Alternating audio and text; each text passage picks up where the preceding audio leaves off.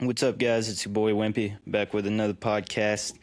Today, I'm doing a hit piece on Andrew Tate. All right, so like an hour or two ago, I decided to watch a Andrew Tate interview with Jack Neal, Jack Neal did the podcast, and Andrew Tate came on.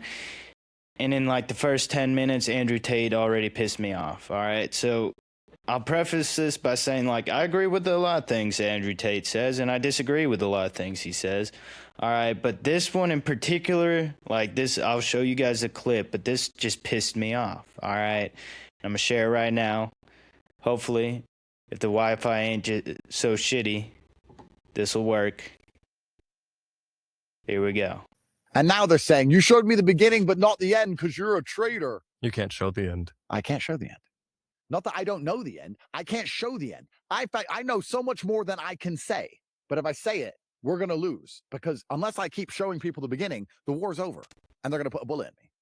So it makes me sit and calculate all the money I've turned down. All the beautiful red carpet events. All the pussy I could have fucked. All the fun I could have had. Could have been on fucking Jeff Bezos's fucking yacht. Could have done all these things. I've done none of it.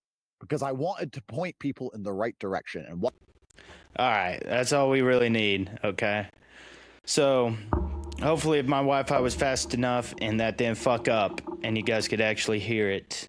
Basically, what Tate is saying is that, he's upset that people are criticizing him for not going far enough, all right? In this particular instance, for not hating the Jews enough. And now, I want to preface this in saying, like, yeah, I agree that he shouldn't be hating the Jews at all, really. I mean, we can talk about the Israeli government. The government is corrupt, obviously, and the genocide in Palestine was an abomination, all right? We can talk about AIPAC's influence on politicians and what influence the Israeli government has on America, right? But we got to separate the Israeli government from the Israeli people, okay?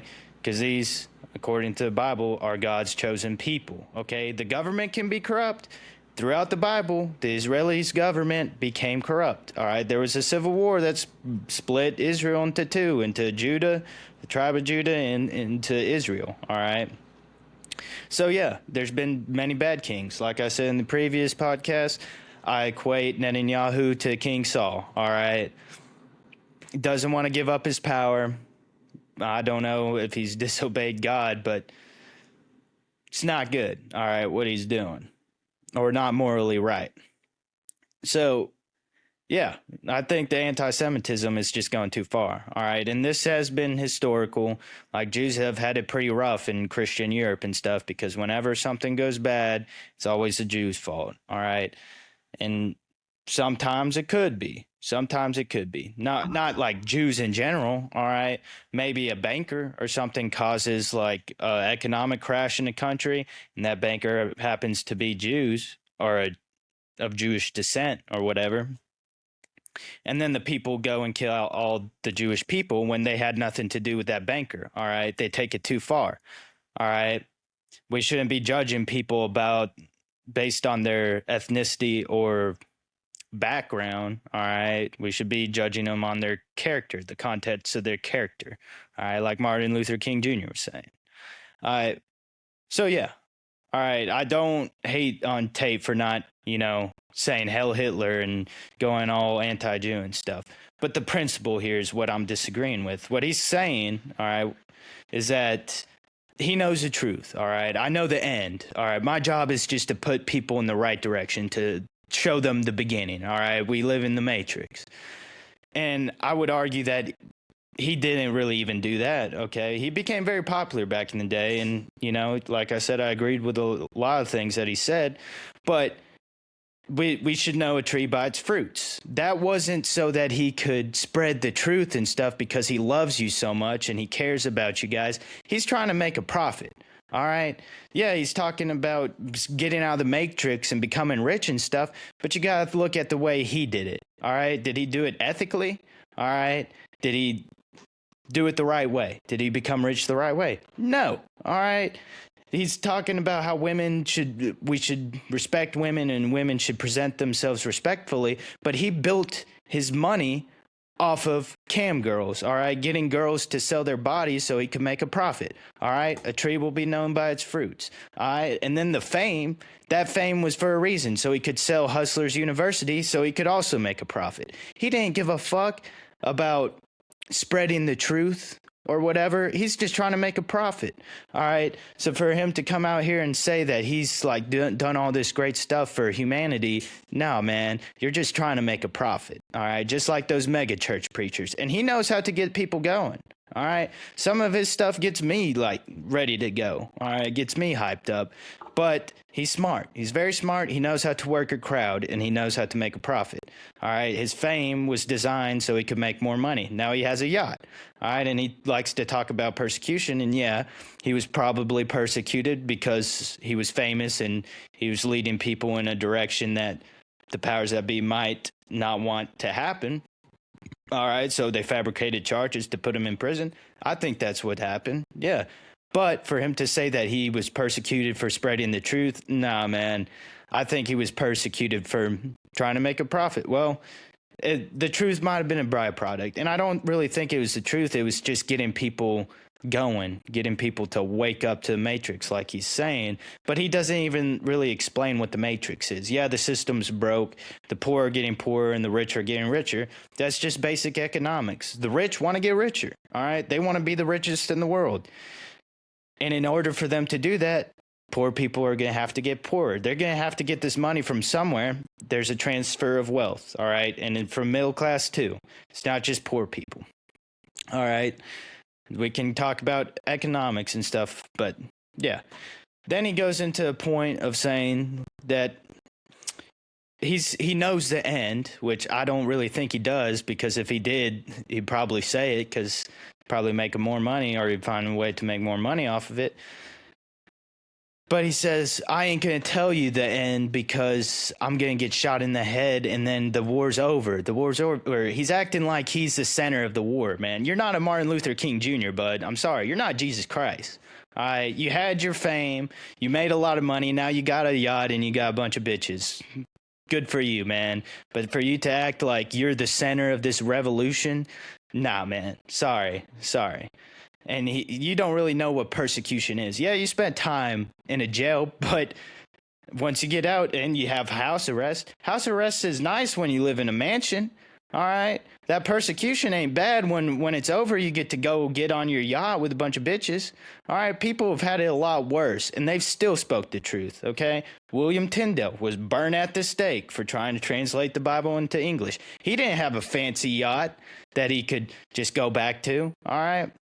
So that's really what's pissing me off, is he's saying like they want me to speak the truth. They want me to tell the end.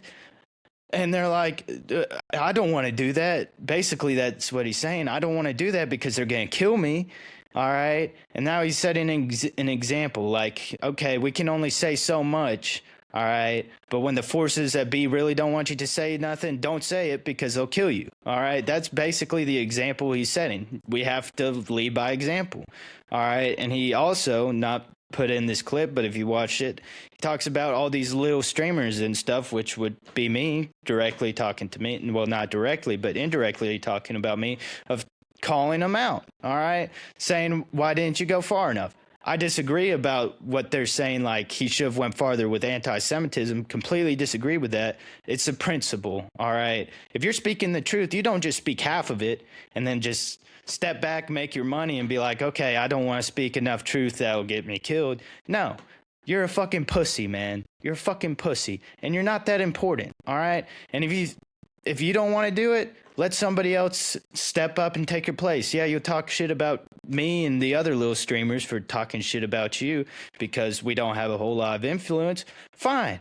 Make me influential. Give me all this fame, and I'll do what you don't got the balls to do. All right? And fine. You want to fight me? You kickboxing world champion? I'll fight you, but let's do it like a real man, all right? Let's do MMA, all right? Instead of just fighting with our hands and our feet like little fucking pussies. Let's do it like they did it back in the day, all right? So, yeah. Fuck you, man. All right, and I'll give a historical example. There's many, all right, including Jesus. And, he's talking about how this just makes him not want to talk about this anymore. Just step back and enjoy his yacht and go live on Jeff Bezos's yacht and whatnot. You've already made all your money off of this stuff, all right? You made a lot of money on being famous. And, yeah, you had to go to jail for a few months. Boo-hoo. All right, people have had it a lot worse. And they didn't have a nice, fancy yacht to go back to, all right? But, yeah, Jesus, he was being spit on, humiliated while he was being crucified on the cross. He didn't just say, yeah, I should just go and make money. All right, you guys don't like me? Fine, I won't do this. I'll just go and get a bunch of money and bitches. No, he didn't do that. He still did what he had to do regardless of whether people believed in him or not. All right, and there's countless figures throughout history. Many of the prophets, most of Israel hated them, but they still spoke the truth, and they were persecuted for it. But they didn't stop. All right, they didn't stop when everybody hated them. All right, or when everybody persecuted. They kept going. All right, because they are men. All right, and you, Andrew Tate, are a pussy because you care more about money than speaking the truth. You care more about your life than speaking the truth. All right? Yeah, sure. Fine. Be scared to death. But if you want to act like you're this leader of this revolution, you got to accept the fact that you're going to have to die if you want to be in that position. All right? And if you don't want that position, all right, you're a pussy. Step aside. Let somebody else take your place. I will gladly take your place. All right? Because I'm not afraid of dying. I'm not scared of being persecuted. I know what is at stake. Right now, there's not a threat to me because I'm small. Not many people watch me. If I had your level of influence, I wouldn't stop. I wouldn't be like, oh no, they're going to kill me. Maybe I should not talk about these sore subjects. No, fuck you, dude. And I'll fight you. All right? Because you're a pussy. Now let's talk about historical. All right? This guy stands out to me because it's recent. And there's a movie about it, Hunger. It's kind of disgusting, very slow, but historically reliable. I mean, it just paints a good picture for you. Bobby Sands, all right? He was an Irish Republican and an IRA member, all right? For you guys who don't know what the IRA is, it's basically where the Irish car bomb came from. If you went to a bar and you ordered an Irish car bomb, well, it's named the Irish car bomb for a reason because of the IRA. They were notorious for car bombs blowing up British people. All right. They were fighting against British imperialism or the British rule in Northern Ireland, which is great. All right. That's what we did. We fought a revolution over British imperialism because they were controlling America. We didn't like that. And we won. All right. The Northern Irish people, the IRA, were doing the same thing, but they got persecuted for it. All right. Bobby Sands, he was a key figure in this movement, and he got arrested and sentenced to 14 years in prison because of it. All right. Now, they would have been classified as political prisoners, but British Parliament, the British government, changed the law, and now they're just normal criminals. So they started protesting over that. They wanted the status as a political protester, right? Because that's what they were. And the British government wouldn't do it. Fuck Margaret Thatcher. Fuck that bitch. But, yeah. So while they did all sorts of disgusting protests that I won't talk about, I want to talk about the main one and the last one, all right? The hunger strike. And he started it, all right? He led by example, right? He knew what was going to end. All right, they had it all planned out. Each one of them was going to starve themselves to death, one at a time, until the British government done something about it. And he had to start it. He had to lead by example. Nobody wanted to be the first, and he did. All right. So he didn't eat for 66 days, and he starved to death, right? While he was on that hunger strike, he got elected to British Parliament. All right.